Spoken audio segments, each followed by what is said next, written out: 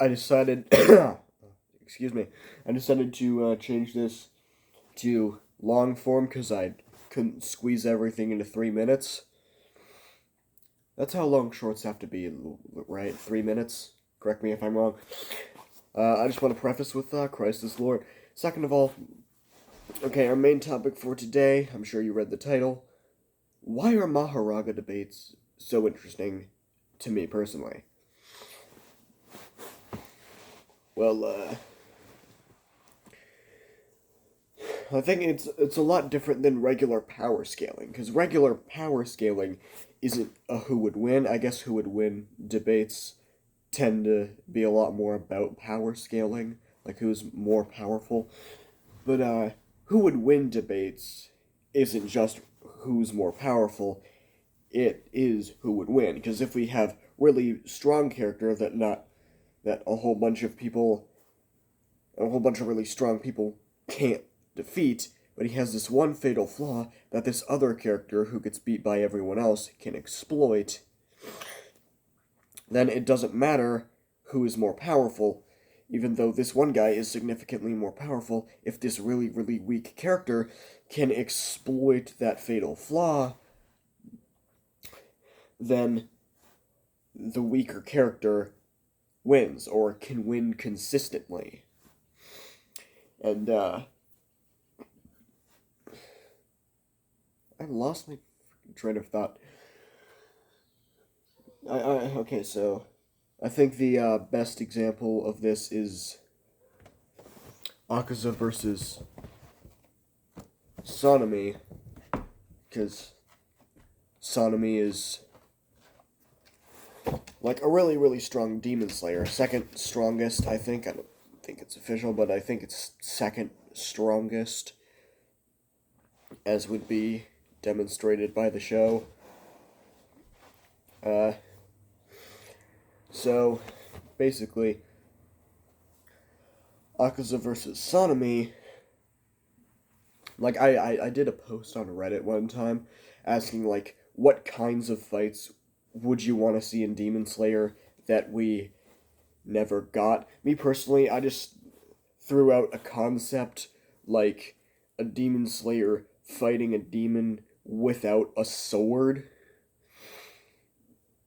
Like, had this concept where, like, maybe for this future of Demon Slayer, this went from JJK to Demon Slayer. Like this future of Demon Slayer where we take all of the characters from the epilogue and throw them in.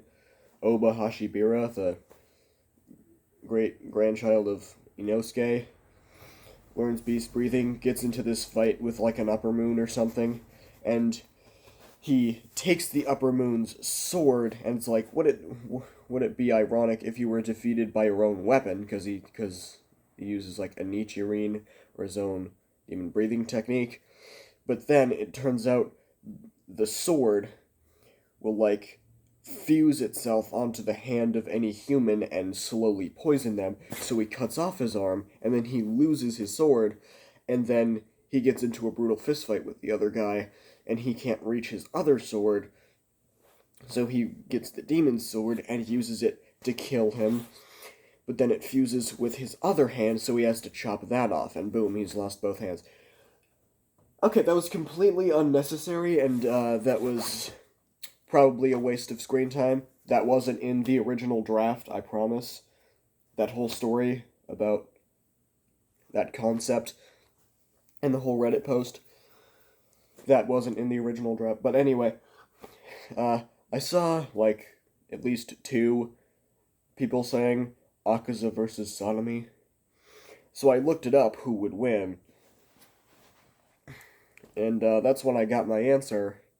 It's like, even though it's a pretty fair fight and Sonomi is capable of taking on and killing demons of Akaza's caliber, Akaza's technique, like, he can sense people a lot better. Like, he basically has his own Sharingan, I guess. I'm not exactly sure how Death Compass... I'm not sure how Destructive Death Compass Needle works. But it has to do with, like, sensing people's fighting spirit, which, like, helps him sort of sense them better. And since Sonomi has such a large fighting spirit, which we know that because he's literally screaming at the end of Infinity Castle, "Bring me an upper moon," with a smile on his face. He sure got what he asked for. He has such a big fighting spirit that it no longer becomes a fair fight. Akaza has a massive advantage over him because he can sense him so well. Like, that is a complete sidetrack, and now that's a whole lot of preface and not a lot of getting to the point. That's what happens when you have ADHD. So basically, that's what makes Mahoraga fights so interesting. Just like especially with Mahoraga, especially with big Mahoraga Senpai, he's a very special case for who would win debates, because it's not just like who would because when characters have the ability to adapt, it's not just like it takes that concept of what fatal flaws does the character have to exploit in order to win, and do they have the capacity or ability to exploit it? And it takes that to a whole nother level, because it gives it stakes and a time frame. Does this character, if there's a really, really strong character, but his ability isn't meant for, eviscerating enemies, it's more meant for, slowly wearing them down. Which I guess would sort of count as Sukuna with his slashes. That's not really something meant to eviscerate, which is how you kill Mahoraga, is by completely destroying him. So he had to use Fuga, and Gojo had to use Hollow Purple. It's do they have the ability to destroy Mahoraga? How do they act? Because, Goku definitely has the ability to destroy Mahoraga, but he sort of tests his opponents and stuff. So, by the time he's ready to get serious, Mahoraga has adapted to everything in his arsenal. So I think Goku with prep time is what... How many times have I said, I'm gonna refrain from saying, So it's just a long, awkward pause. Where was I? Yeah, do they have the capacity? Do they have the ability to destroy Mahoraga?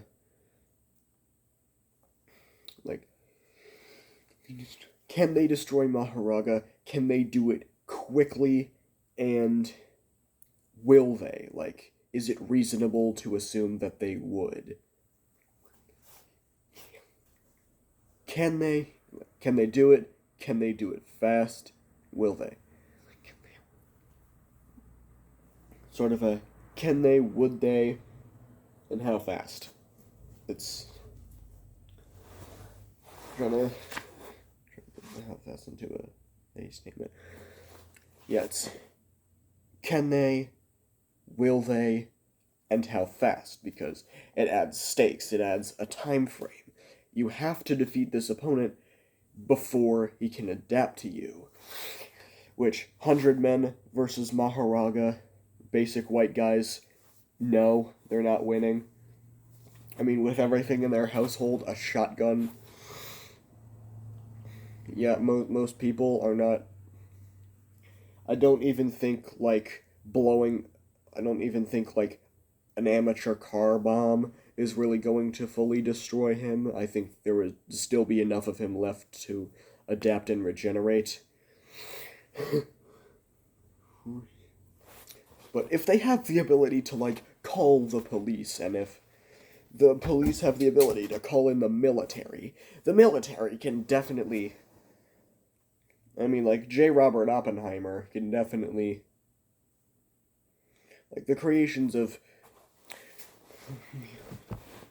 the big atomic bombs, they can definitely eviscerate Mahoraga, which, by the way, quick side note, did you know that if they dropped a nuke in the Infinity Castle, it might be able to destroy Muzan because of its radioactive signature? It's basically just a miniature star, I guess, at the center of it for a little bit.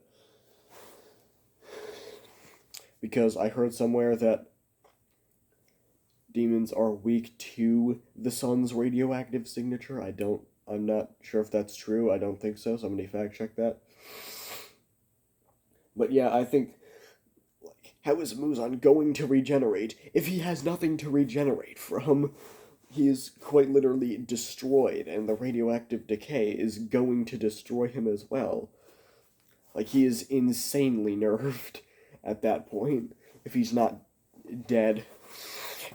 But anyways, yeah, Mahoraga debates are really interesting because you have to put into perspective his opponents. I would assume Mahoraga's a male. I mean, Hanami has pretty much the same build and she's a female, but, you know. Does Mahoraga have a voice? What would he sound like? I think Mahoraga would definitely have a very deep voice. I'm trying to think of an actor he would sound like, but I'm not sure. Like Vin Diesel or something without the accent. Does Vin Diesel have an? I'm pretty sure he's British. But anyways, yeah, you have to factor in the character's abilities. You have to factor in his opponent's abilities. How fast those abilities are capable of dealing that much damage, and even their personality. Like, I guess it's not that much different from regular who would win. It's more just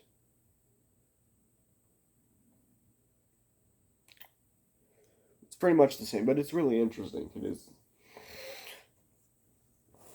because I guess it just like gives it more stakes. Like, you gotta win, and you gotta win fast.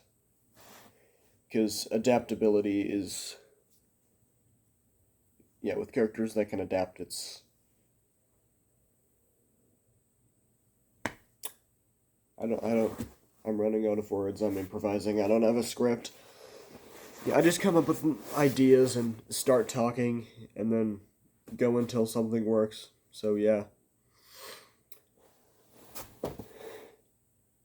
So yeah, basically, I think I've said all that I need to. Everybody have a good day, night, morning, evening, whatever. God is good, Christ is Lord. See y'all later, homies.